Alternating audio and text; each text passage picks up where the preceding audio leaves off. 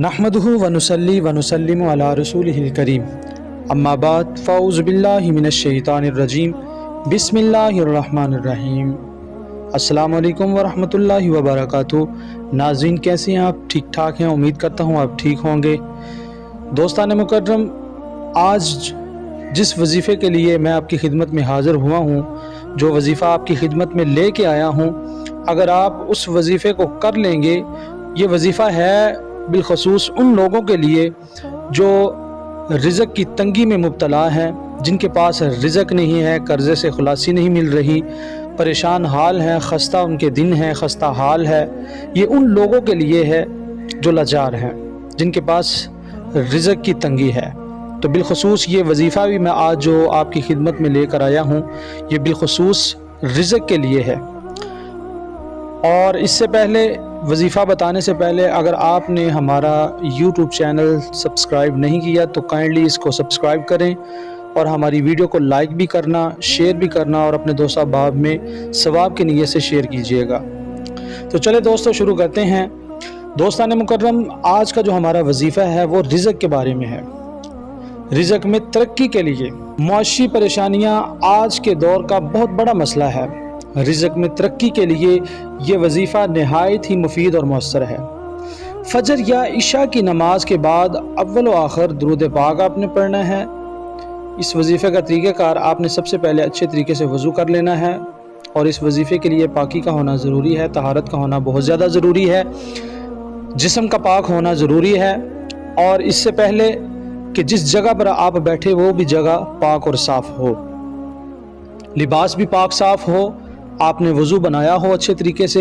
वज़ू करके आपने सबसे पहले क्या करना है, फ़जर की नमाज़ पढ़नी है।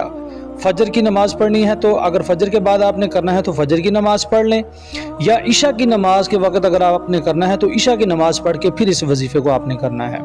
फ़जर की नमाज़ में आप इस वजीफ़े को कर लें या इशा की नमाज़ में आप इस वजीफ़े को कर सकते हैं। तो इन दोनों सूरतों में अगर आपने जिस मर्ज़ी टाइम में अगर आपने ये वजीफ़ा करना है तो शर्त यह है कि आपने वो नमाज़ पढ़नी है। अब फजर में पढ़नी है या इशा की नमाज में। उसके बाद आपने अव्वल व आखिर दुरूद पाक पढ़ना है और 11 मरतबा दुरूद शरीफ पढ़ना है। यानी सबसे पहले वजीफ़ा करने से पहले आपने 11 मरतबा दुरूद पाक पढ़ना है और फिर एंड पे भी वजीफ़ा करने के बाद फिर आपने एंड पे 11 मरतबा दुरूद पाक पढ़ना है। और जो आयत मुबारका मैं आपको बताने वाला हूँ, उस आयत मुबारका को भी आपने पढ़ना है।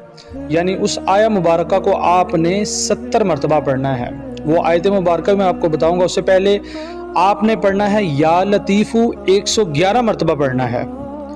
अव्वल आखिर दुरूद पाक पढ़ के 111 मरतबा या लतीफ़ू पढ़ें। चूँकि रिज़्क़ की तरक्की के लिए ये मुस्तकिल मसला है, लिहाजा ये अमल भी मुस्तकिल ही करना है, यानी इसको जारी रखना है।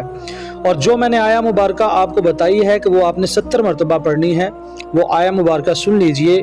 बिस्मिल्लाहिर्रहमानिर्रहीम। अल्लाहु लतीफ़ुम बिइबादिही यर्ज़ुक़ु मन यशाअ वल्लाहु वासिउन अलीम। इस आया मुबारका को आपने 70 मरतबा पढ़ना है। अव्वल व आखिर 11 मरतबा दुरूद पाक पढ़ना है। उसके बाद या लतीफ़ू 111 मरतबा पढ़ना है। 111 मरतबा पढ़ने के बाद फिर इस आया मुबारका को आपने एक मरतबा फिर दुरूद पाक पढ़ लेना है और इस आया मुबारका का विर्द करना है आपने 70 मरतबा। अल्लाहु लतीफ़ुम बिइबादिही यर्ज़ुक़ु मन यशाअ वल्लाहु वासिउन अलीम। तो यकीनी तौर पर अगर आप इस आया मुबारका भी पढ़ेंगे और इसको मुस्तकिल तौर पर अगर आप इस वजीफ़े को अपनी आदत बना लेंगे तो इंशाअल्लाहुल अज़ीज़ अल्लाह के घर में कमी नहीं है। आप इंशाअल्लाहुल अज़ीज़ अल्लाह की बारगाह में और अल्लाह के घर में किसी चीज़ की कमी नहीं है। वो इन्नल्लाह अला कुल्लि शैइन क़दीर है। इंशाअल्लाहुल अज़ीज़ इस वजीफ़े से आपको बहुत ज़्यादा फ़ायदा होगा। और एतिक़ाद, अक़ीदा पुख्ता होना चाहिए, यकीन पुख्ता होना चाहिए।